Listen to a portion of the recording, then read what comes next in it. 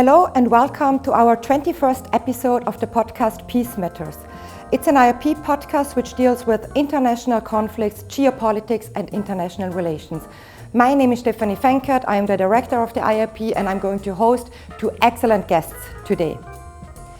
Today's episode has the title Israel and Palestine, Imagining Peace.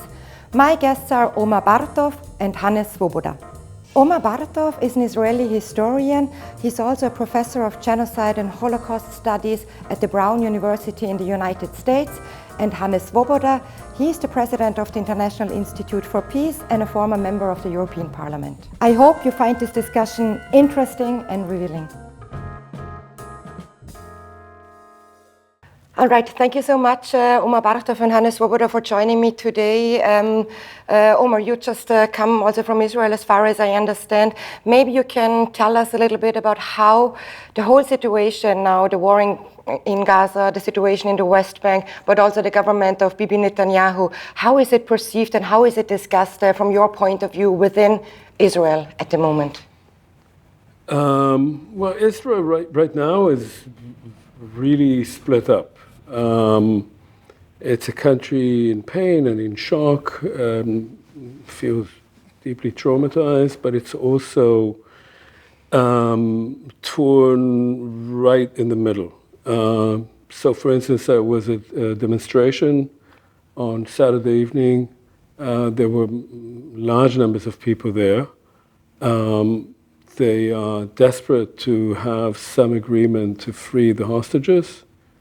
They are deeply pessimistic that anyone is listening to them and that the Prime Minister has their own interests in mind.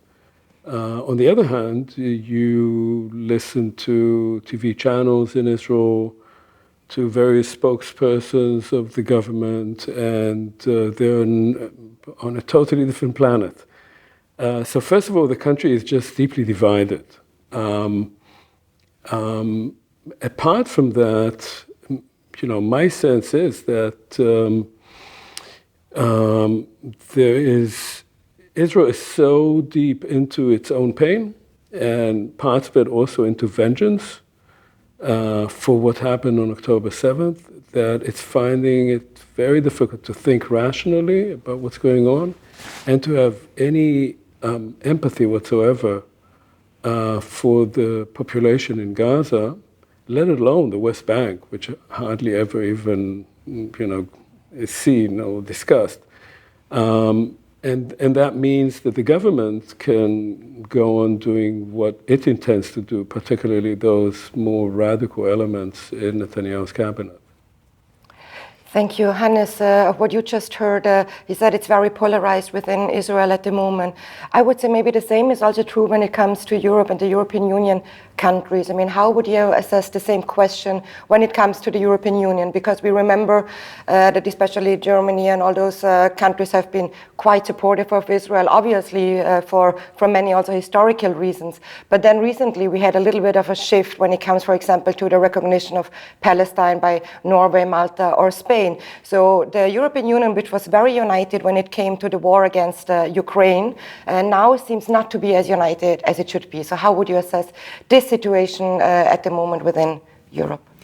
Well, I want to take up what Omer said about the different planets. We are living in different planets also outside Israel, perhaps not in that kind of antagonism and quarrel, but still, which is not new, because I remember for many decades, even discussions in European side, there were always different opinions about how strongly we should support Israel, independently from the government and the government actions, and how strongly we should support Palestinians independent from terrorism or intifada, whatever. But of course, with the war in Gaza and the first, of course, the horrible attack on October 7, the split or the disparities became even more obvious. And of course, here leadership is very difficult to achieve because of this very different attitudes. And of course, the different history, because the guilt of Germany, of Austria, and some others is different from, the guilt or the non-guilt of France and other countries. In addition, now comes, of course, some elements of migration from some of the Arab, Northern African countries, where, especially in France, we see a rising anti-Semitism, nourished also by some elements of the migration population. So in addition to the traditional European differences and antagonism between very strong pro-Israel, very strong pro-Palestinian attitudes, you have this additional element which makes it even more difficult. But I think we need to come out of it, and maybe some minimum consensus has been found, but it's not a very strong consensus. Let's be very frank. Yeah. Can I just jump in on one thing? There's been an analogy made between, say, European, but also American response to Putin's attack on Ukraine and what happened in Israel with the Hamas attack and Israel's response in Gaza. And there's one fundamental difference that I think is not often spoken about, and President Biden himself sort of alluded to the similarity between the two.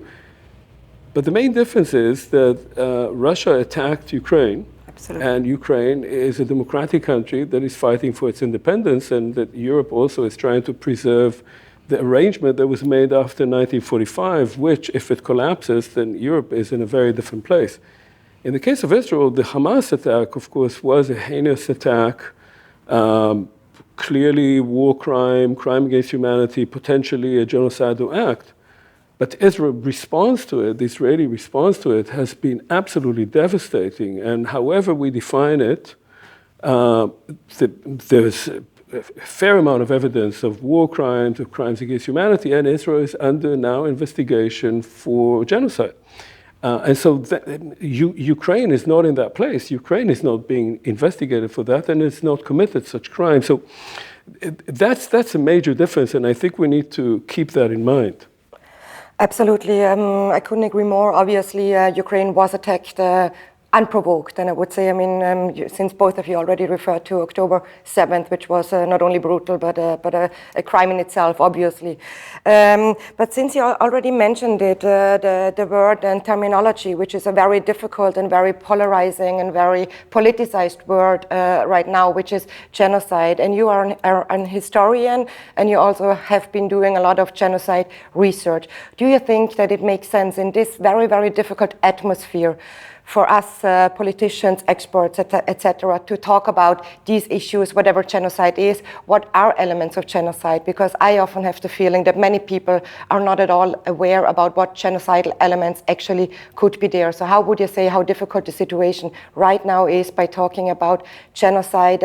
You said the ICJ verdict, which is now trying to investigate what is happening on there. We're going to wait and see what happens there. Those are, I would say, it's jurisdiction. So that's another story. So how would you assess this very difficult situation talking about genocide? Look, I think there are two sides to it. One is, what does international law say, and how do you adjudicate that via institutions of international law that were put into place initially, the ICJ, at the end of World War II as part of the creation of the UN, largely in response to what happened in World War II, including the Holocaust. And the ICC, the International Criminal Court, which came much later on, but was actually recommended in the Genocide Convention. There was a request to have an International Criminal Court. It took another 40 years for it to come into being, but now it's there. So there are these institutions, and that's one element. The other element is, how do we speak about it in a sort of larger public sphere? And clearly, often people use the term genocide carelessly. They don't, they see something terrible happening and they say, it must be genocide. And my own feeling is that we should stick to the definition of genocide as it appears in the Genocide Convention, because that's the only one that matters under international law. Now, if you ask me what I think is actually happening on the ground, obviously we have difficulties determining that because we don't have all the facts. That's always the problem. As I said before, I think there is a fair amount of evidence that war crimes have been committed. There's a fair amount of evidence of crimes against humanity, meaning extermination of large numbers of civilian population. Genocide calls for two basic elements. One is to establish intent, and the other is to show that that intent is being implemented. The intent is to destroy a particular group as such. Now, I've for a long time sort of been on the hedge. I've been saying we are close to that. It appears like there's signs that this may happen because the rhetoric was there. Israeli politicians, generals were speaking in genocidal terms, but was it just rhetoric or did it indicate an intent? I would say that since the Israeli attack on Rafah a few weeks ago, and the move of for another time, about 1 million people from one place to another. People have been moved around already many times. And the utter destruction of so much of Gaza, it appears that Israel is engaged in an operation whose goal is to make life in Gaza impossible for the Palestinians living there. That is, in the Genocide Convention, you say, destroy that group in whole or in part. The part of the Palestinian population living in Gaza is now completely displaced. They have no place to go to. Universities, hospitals, schools, mosques, public buildings have been systematically destroyed. The infrastructure is destroyed. It's not clear what would ever happen with those people. And I think that the intent, at least among quite a number of people in various places among decision makers in Israel, is to somehow create a situation where they would go away, they would be elsewhere. Whether they would succeed or not, that's another question, but right now that seems to be the case. Hannes, about what you just heard, and since Omer mentioned the role of international law in general and those institutions which were essentially created because of the crimes of the past, I mean, this is something I think is very important for us to understand. Now, if we look at the European responses, European or the West responses, as we can maybe say, so also the United States, for example, that we say that the ICJ, it's wrong what they are doing. Then there is also obviously the ICC, which is another international court, the International Criminal Court, who is also investigating not only Israelis, obviously also Hamas leaders. But what I think is very difficult to tackle is that we are now attacking especially these institutions which we actually created in order to prevent these things to happen. This very important and very famous notion, never again. So how do you see the role of international law these days and how it is pursued, especially by European Union countries or the collective West, as we might say so? Well, I think first of all, what we should advise all politicians and all political forces is to be as cautious as Omer has been, and to discuss issues very differentially, very sophisticated in the sense what is speaking for, what's speaking against. Very often we have in the public debate, either you are fighting this is genocide, or you say no, it can't be because it can't be that Jews or Israel is committing genocide. I think that's totally wrong. It's a very difficult process, and the judgment should be based on facts. Secondly, I think what politics is here, especially from the Western European side, is to promote and enhance the conditions that the courts can act. It's not up to politics to decide. I'm very, cautious concerning parliamentary debates and decisions about genocide in Armenia or wherever. It's not up to political decisions. It's up to the courts to come to a decision. And politics and especially the European Union has to care for the conditions and give the court the possibility to come to a decision. We saw it with the request from South Africa, how the court can manage it in a way that is not one-sided and tries to balance the different arguments. I think that is important. Especially the European Union, we have always been fighting for these international courts to act. And there has always been very much criticism that some of the courts have only treated people from Africa, leaders from Africa. So I think it is very important to say we are not supporting only one side effects and one side actions against some African dictatorial leaders, but everybody. Unfortunately, the US, Russia, Israel, and China, and some others are not recognizing the cause. That's the issue. But as has been argued already, that irrespective of the non-recognition by Israel, the court has the right to go into the matter and to ask if genocide has been taken or what kind of crimes have been undertaken by both sides. I think that is also clear to say nobody is innocent in that war, and what kind of crimes have been committed is not up to politics, but it's up to the courts to decide. Hannes also already said wars are never innocent. You also mentioned before that there was obviously the attack of Israel against Gaza has the history of the 7th of October, obviously. On the other hand, there is still also this trauma which the Palestinians are facing since what they call the Nakba. And then you have this very, very big and the biggest crime of history, which was obviously the Holocaust against Jews, and then the creation of Israel by giving them a safe haven, which I think is more than understandable considering what they were facing. However, if you look at it at the role of victimhood, my question would be, why is it so difficult to have empathy for other victims too? So everyone is very, very cautious when it comes to his own victimhood, but it's very difficult to get empathy for others' victims. And we see it all over the places. I mean, Armenia just recently didn't recognize, for example, the Srebrenica genocide. Armenia itself faced a genocide from the Ottoman Empire at that time. So it's very difficult for victims to recognize others' victimhood. So how do you think, why is that? Look, I mean, that's a complicated question. So first of all, of course, courts decide things, but these international institutions of which these courts are part are also political institutions, and the whole setup is an international setup. And so decisions being made are made also within a political context. And that has to do also with questions of empathy. For instance, Israel has not recognized the Armenian genocide. And that's a political decision. That's because Israel has wanted, now of course things have changed, but has always wanted a good relationship with Turkey. And Turkey does not recognize the Armenian genocide for obvious reasons, that it goes back to the Ottoman Empire.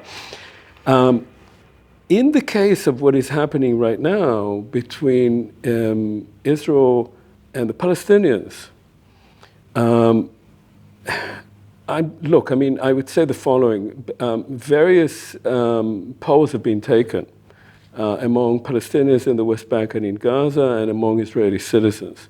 And what is curious is that most Israelis still today want the war in Gaza to continue, although they don't like their prime minister and would like to be rid of him.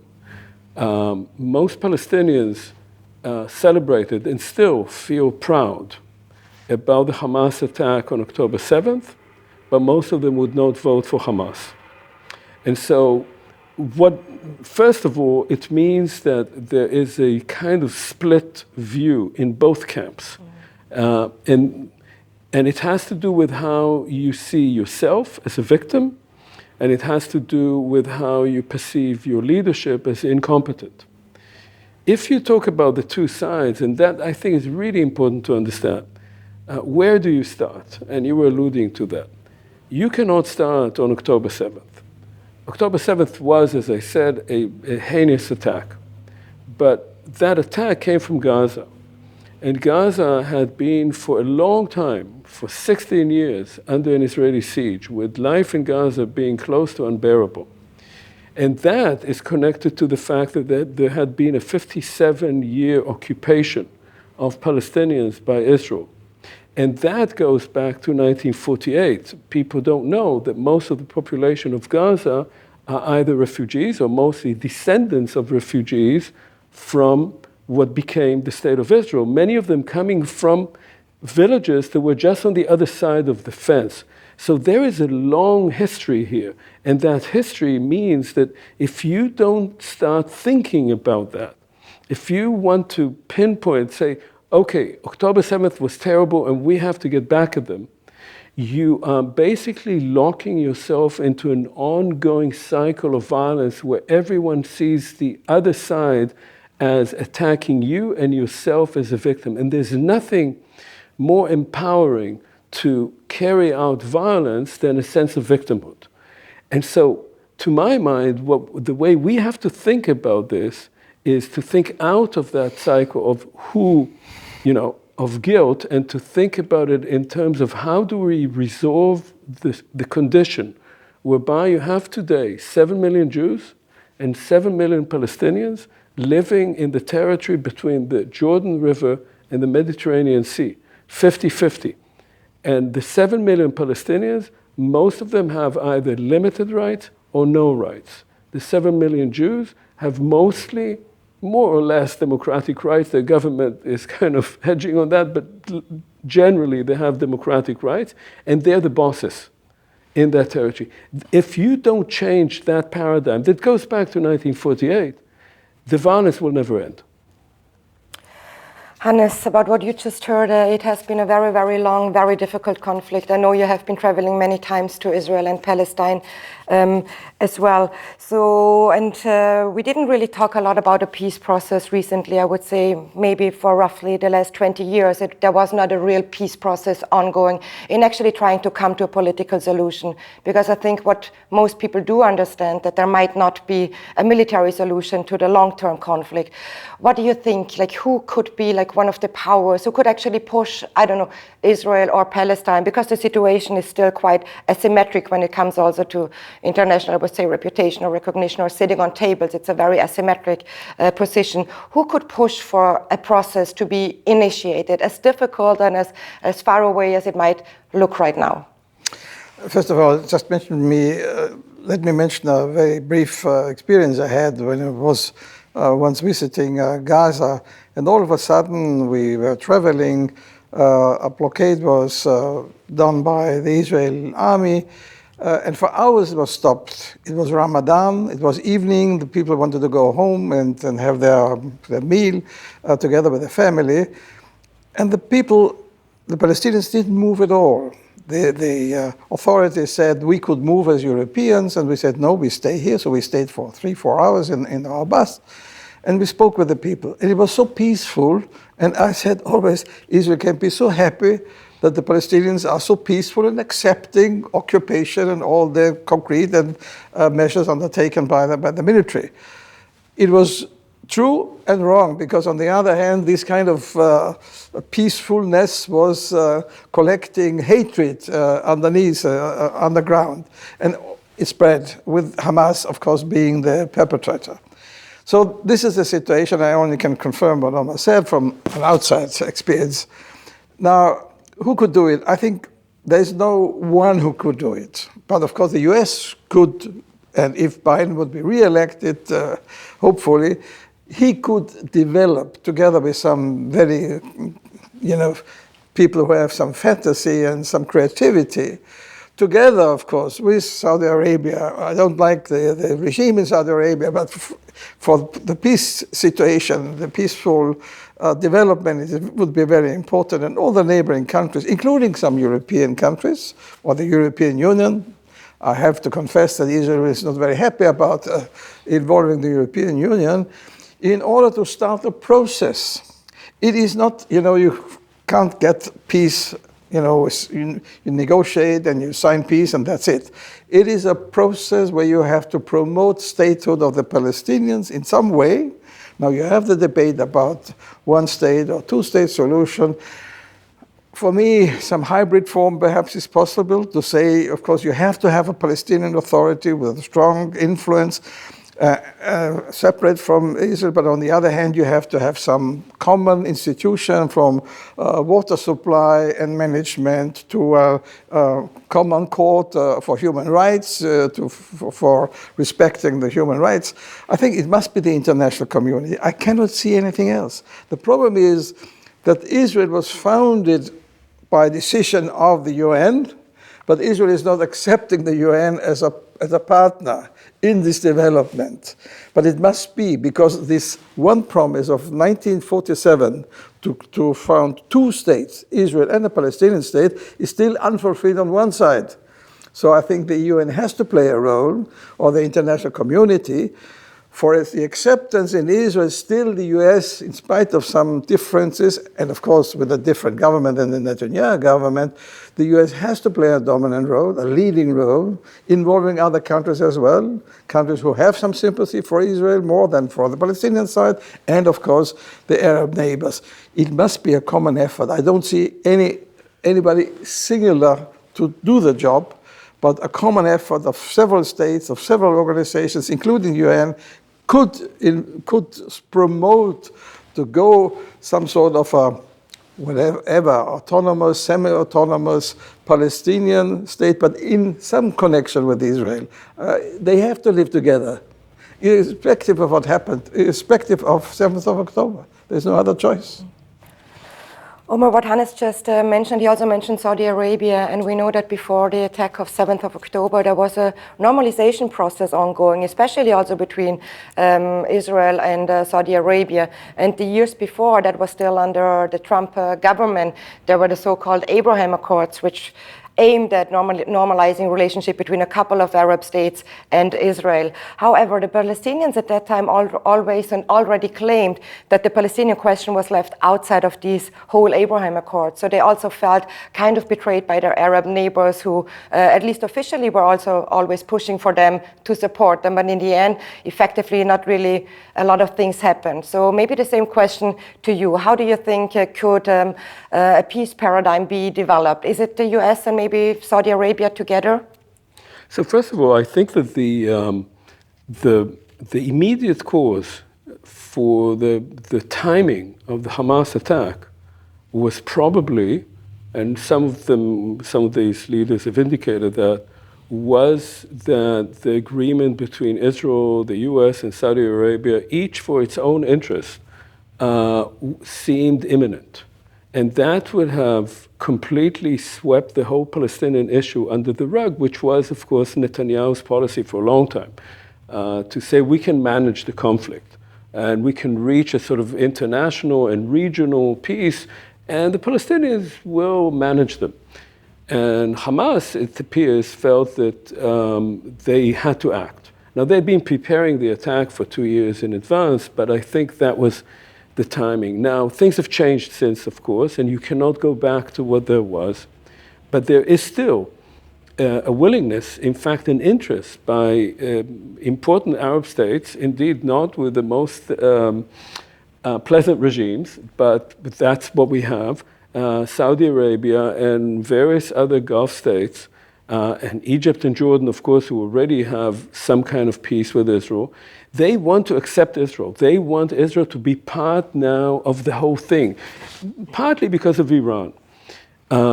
But now you have to resolve the question of Palestinians. That can no longer be swept under the rug, as many people had hoped it could be, not only Israel, but certainly Israel. Now, how do you do that? So first of all, I think that the US is indeed crucial. We have to understand that there is now this spat going on between Netanyahu and Biden. Are they providing arms or not?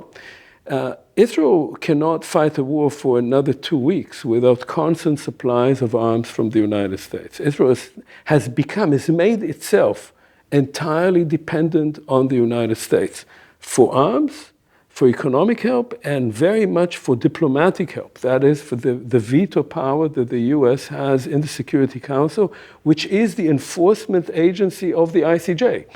So the International Court of Justice can say whatever it does, which it has, provisional measures, but the US will veto it.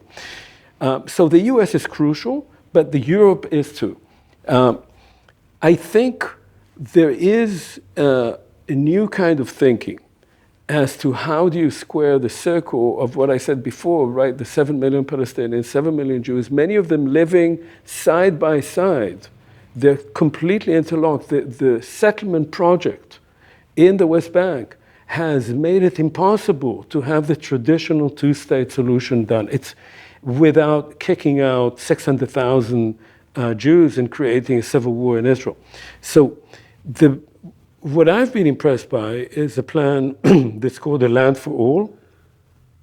And that's a kind of idea of a confederation. So it's a little bit along these lines, but it means that there would be two independent states.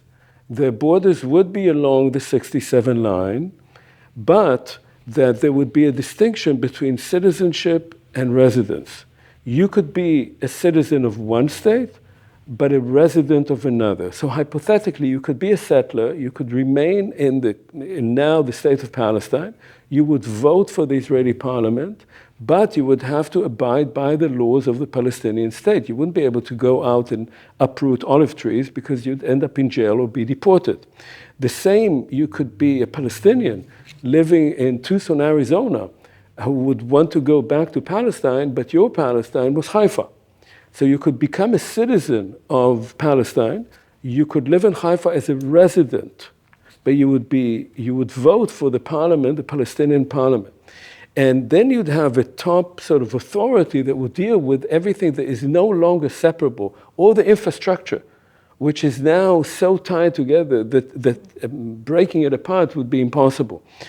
So the borders would be soft borders. And the model, of course, is the EU model, but we are very far from that there. Now, that's an ideal. That's not something that can happen tomorrow. But if you start thinking about that, and you have an international engagement in trying to bring that about gradually, and there are many phases going toward that, you create a horizon of hope. And that's what people don't have now. Palestinians don't have it. And I have to say, there's such despair also in Israel. There's just a sense that there's no hope. If you create a horizon of hope, one result of that is that you're weakening the extremists. The extremists on both sides thrive on desperation. If you say, we are moving to a better place, they diminish in strength. So I think that it'll take a long time, and you have to be a bit Pollyannish about it. But I think it has to happen, because if we don't do that, this region, we are talking now about a crisis, will get much, much worse in a hurry, and it may happen in the coming weeks. Hannes, Omer mentioned the different concepts which are already on the table. I would say for many years there has been put a lot of creative thinking already in how a future state where Israelis and Palestinians could live together, two states, one state, a land for all, one homeland. So all these things have already been on the table for many, many years. However, the difficulty obviously was always that there was a lack of political will in investing in these ideas. But I would like to touch upon one more, which I think is a very important issue in this context, and that is obviously the regional developments, because it seems that it becomes more dangerous for the region, for Israel in particular, especially also with Lebanon and Hezbollah. How do you assess the situation when it comes to the whole region? What can we expect? Well, I think to solve in a long way and step by step the Palestinian issue in the way Omer just mentioned, and for example, if we spoke with the young Palestinians, they didn't think about the constitutional issues. They thought about basic freedom, basic rights they would have, and therefore I would say a code on human rights or fundamental rights is very important for both sides to agree. I think if you solve these issues, you have done a big step forward. Because then this kind of alliance between Iran And Hamas will not disappear, but it will be downgraded very much. And also the issue in Lebanon will be downgraded because you have a common front. At the end, you have to have a common front between Israel, Palestine, and of course the Arab neighbors. Not in going into another war, but in going or to presenting to its citizens the difference if you have an ideological based country where ideology is more important than the welfare of the people, or if you have a country which is caring for the people economically and socially and so on. I think that's the reason. And if you involve the international community, as I said, the UN or whatever, it is also important to give a clear signal to the mullahs in Iran, stop, do what you want in your country, we cannot interfere in it, but don't disturb and don't spoil the situation in the other countries. And Syria, the people are so poor in Syria, is also dependent, of course, on Iran and partly on Russia. So I think even the influence of Russia can be stopped if, together with an engagement of the international community, of the Arab countries, with Israel to solve the Palestinian issue. I think it's a big step forward. And then, of course, you can also tell the people in Lebanon, they are also very poor. After this catastrophe with the explosion in the port, it was very evident how poor the people are. People leave the country, like they did in Syria. I think the solution or the model of forming step by step to one state, a hybrid solution, let's say in Palestine, and then Israel can show to the people around how the difference is with live in peace or live in war, because the one is connected with economic advancement and the other is connected with poverty. My last question. The podcast is called Peace Matters. From your point of view, what would peace mean for Israel and Palestine, for Israelis and Palestinians? Well, I grew up in Israel, and we always said we want peace. I was in a movement called Peace Now, among the founders of Peace Now, after the War of '73, which was my October 6th. But the question is, what is it? Peace can be a sort of aspiration. You want to have tranquility. You don't want to be threatened. You want to have security. You want to have prosperity. Prosperity is very important. But you have to give up things as well. And that's more difficult. And I think that has been difficult for both sides, because Palestinians, for them, the moment of catastrophe is the Nakba, the catastrophe. It's when most of the Palestinians were kicked out of the land that became the land of Israel, or the state of Israel. So for me, peace would have to be that both sides would feel secure, that both sides would have equality, and that both sides could live in dignity. And that means that both sides have to give up some of what they want. They have to share things that they want to have on their own. That's very difficult. Right now, we are living in a situation where everyone in the region has a deep sense of insecurity. I think people have not felt so insecure, at least since 1948. That insecurity, as I was saying earlier, breeds violence. To have peace, you have to start thinking about how do you undo that sense of insecurity? And the only way you can undo it is by giving things up. You have to distinguish between what is essential, what people must have, and what people can compromise on. That's the core of it. And I think there are elements among Palestinians and among Israeli Jews, and of course among Palestinians who are Israeli citizens, who are now very deeply intimidated by what's going on, who want to have that and who are willing to compromise. But it's very hard to get to that point. I always think about what happened in France, during the war of Algeria. It was a huge, terrible war, terrible devastation, vast numbers of people killed in Algeria. France was in turmoil, and it was very hard for it to give up this territory that it had ruled since the 1830s.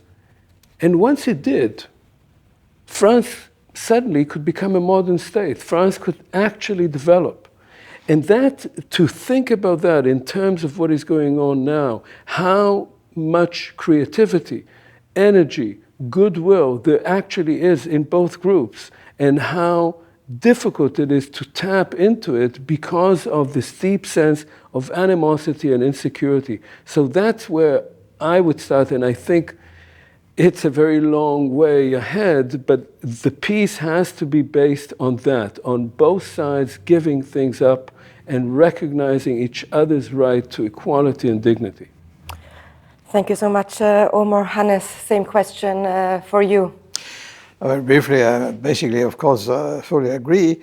I think what we need is two things: respect for each other and for the sacrifices that people had, and the victimhood, mutual respect, and of course, economic development. The wrong thing of Mr. Trump was not that he insisted on economic issues and economic development, but he did not respect the Palestinians as a people, and their freedom and their liberties and their rights. So we need both, and I think that means peace. And what we had, you mentioned France, what you had in the European Union was, of course, that economic development helped people not to go into revisionism. That's the difference also with Russia. Russia, you don't have an economic development for the broad base, so you have a red tier economy, and then the people have following Putin in his revisionism and imperialism. So what we need here in the sense is that Israel must respect the people of Gaza and their basic sufferings, but also the Gaza people or the Palestinians have to accept the suffering Israel had in the past and insecurity it has now. Security is one of the basic issues, of course. If you bring these people, these two elements together, mutual respect and economic development, I think it prepares peace.